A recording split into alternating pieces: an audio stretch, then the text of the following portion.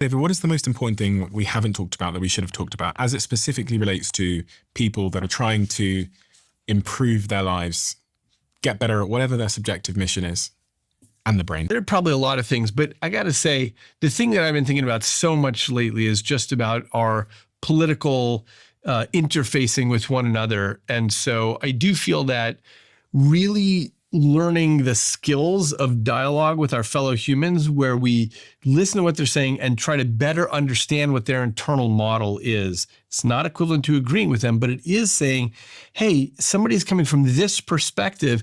Let me see if I can understand that. I think that matters a lot.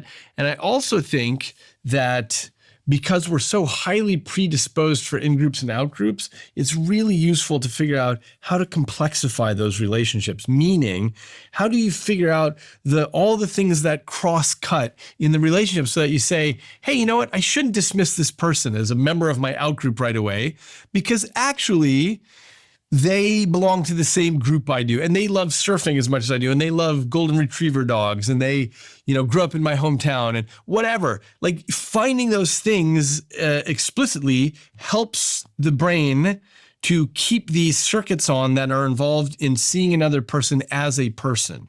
We have all this social circuitry that is all about understanding other people, and when things get dehumanized, that actually gets dialed way down.